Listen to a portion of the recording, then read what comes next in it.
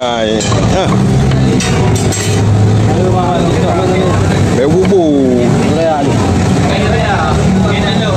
Merah tuna ko. Merah lo. Hơi banongi lagi kan. Lagi botimon tewa. Banongi. Banongi. Hơi le banongi. Banyak tuna ni. Banongi. Amni hơi. Banongi le ngali portu. Kalau le. Yang malah.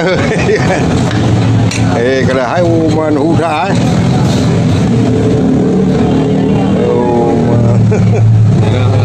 Merah dan nyata ekspor ah?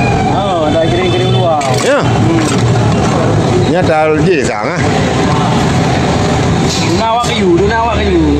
Kan cacat tak ekspor tapi kan cacat. Oh, hana memang aku tu ini ekspor.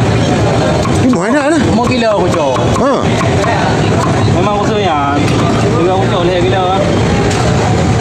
Nah, cik yang tak cacat lah, bukan saya lagi yang lipih-lipih seorang kan. Ha.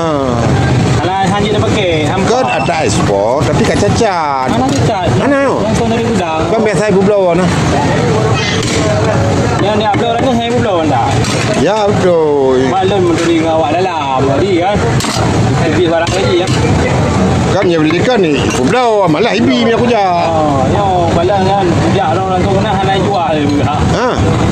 Man menteri belum dalam ni nah. Jadi sejak mau di sana.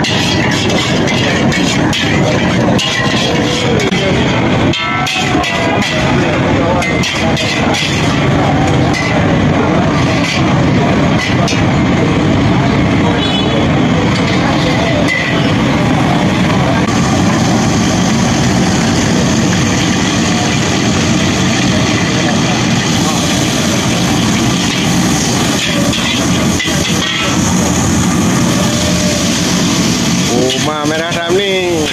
Ya, ai mana ni ya? Masuk. Yang rumah dah ni ah kalau kang kerukung yo. Dah ni.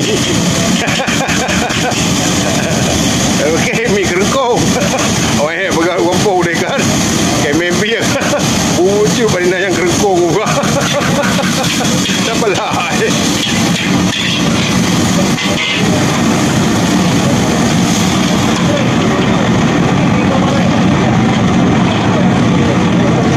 Yang belum kan mi tuna ekspor.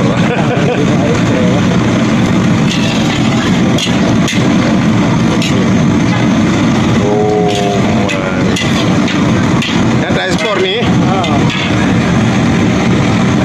Itu nah. Anak belum dia.